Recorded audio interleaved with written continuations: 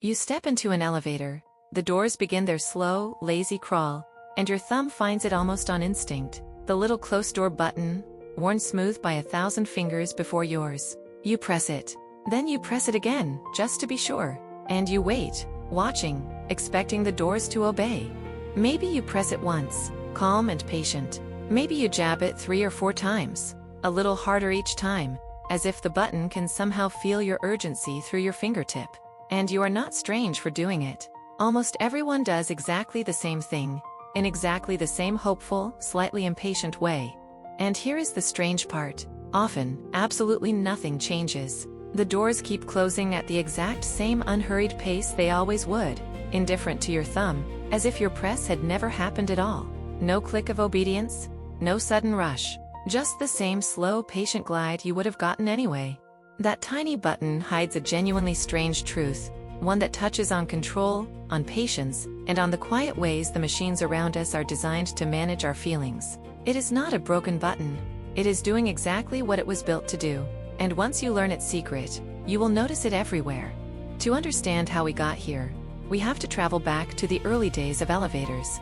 Long before glowing panels, smooth automatic doors, and soft chimes, riding one was a very different experience. In fact, stepping into an elevator was not something you did entirely alone, the way you almost always do today. For a long stretch of history, every elevator came with a human operator. A trained person stood inside the car all day, pulling a heavy lever to guide it up and down, judging each stop by feel, and sliding the metal gate open and shut for every single passenger who stepped aboard. Then, through the middle of the 20th century, automation slowly took over. Machines learned to level the car perfectly with each floor and to time the doors entirely on their own. One by one, the human operators were no longer needed, and their familiar role quietly began to disappear from everyday life.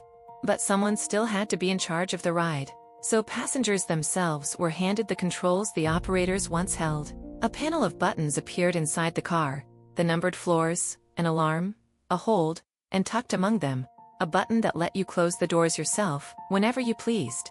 That close door button gave ordinary people a small taste of the operator's old power.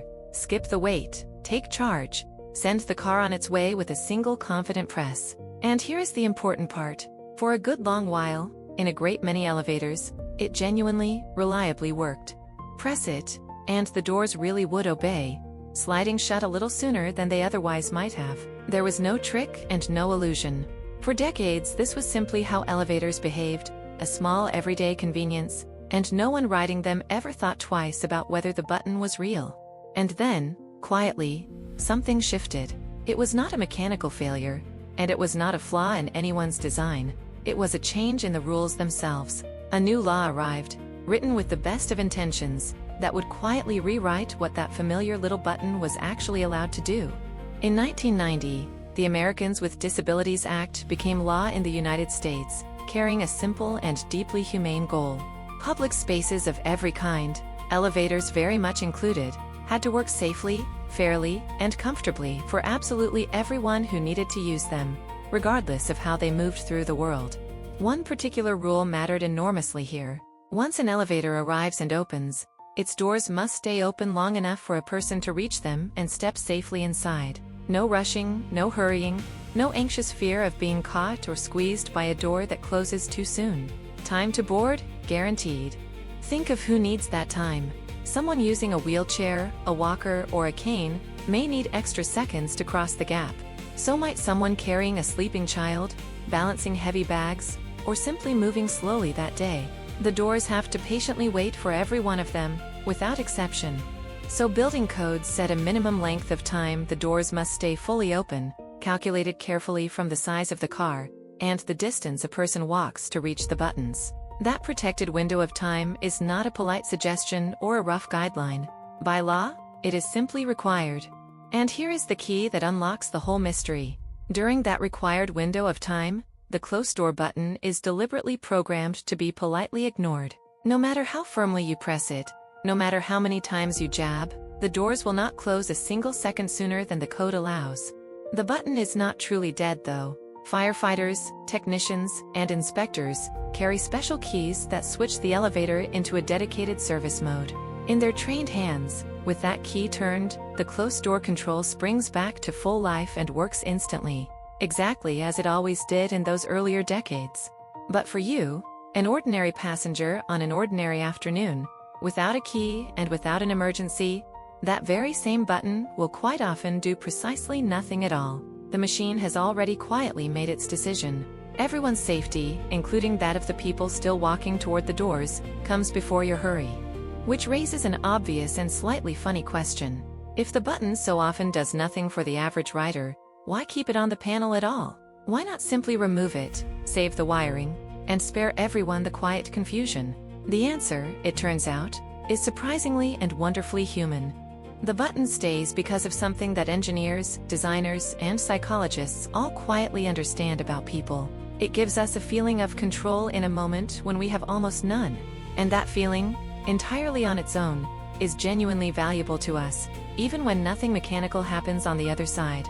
Psychologists sometimes call these devices placebo buttons. They are designed to respond to your need to do something, rather than to any real mechanism behind the wall. Pressing one changes how you feel in the moment. It simply does not change anything about the actual world around you, and that is the whole point.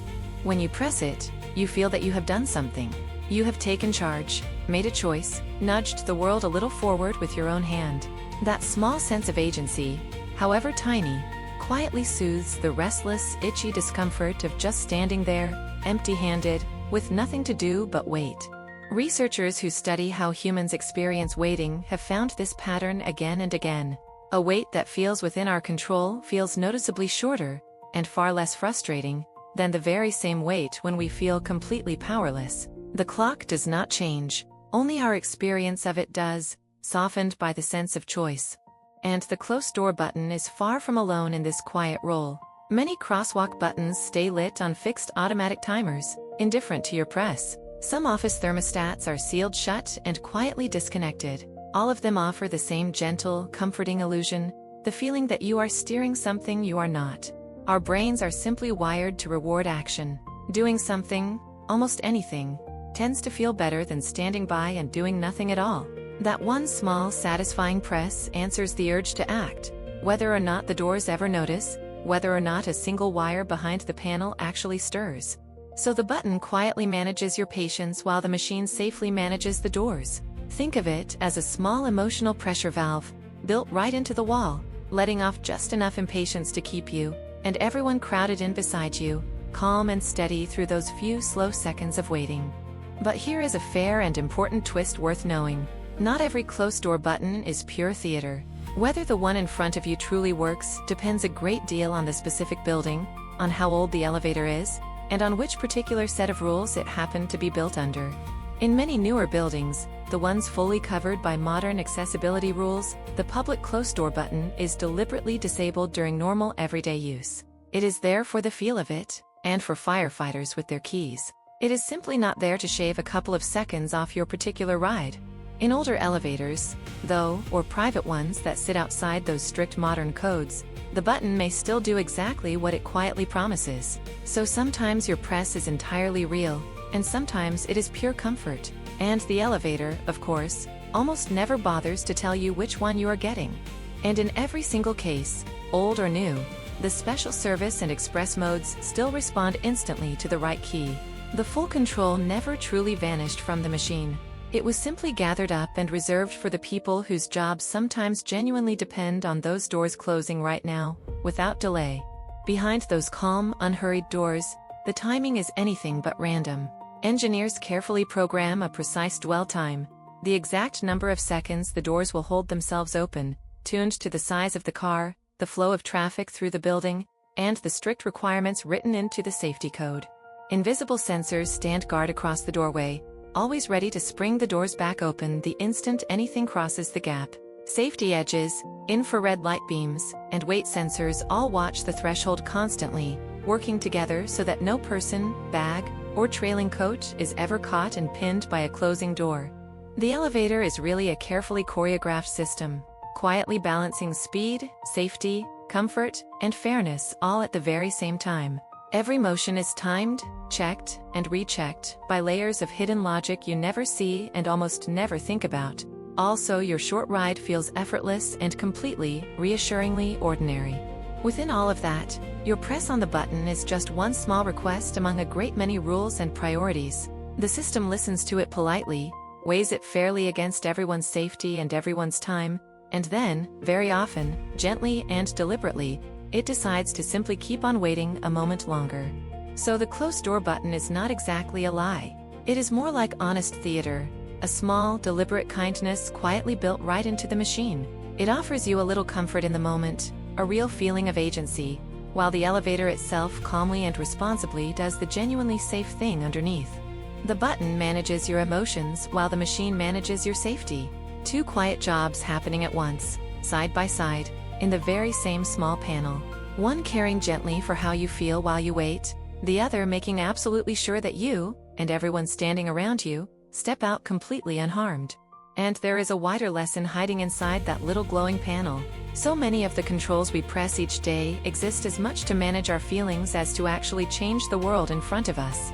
Again and again, quietly, we reach not for real power, but for the feeling of control. Once you truly know this, you will start to spot them everywhere you go. Buttons, switches, and levers that soothe you far more than they ever actually do anything. Quietly smoothing over the friction of waiting, softening our impatience, in a fast, crowded, restless world that so rarely likes to sit still. So the next time you step into an elevator and feel your thumb start to drift, almost on its own, toward that little button, go right ahead and press it if you like. There is no harm in it. Just smile to yourself, quietly knowing the secret of what it may, or may not, actually be doing. Because the most ordinary things all around us are almost never as simple as they first appear. Even a humble button that seems to do nothing can quietly reveal just how carefully, and how kindly, our everyday world is built around human patience. So the next time you ride, look again. Really look.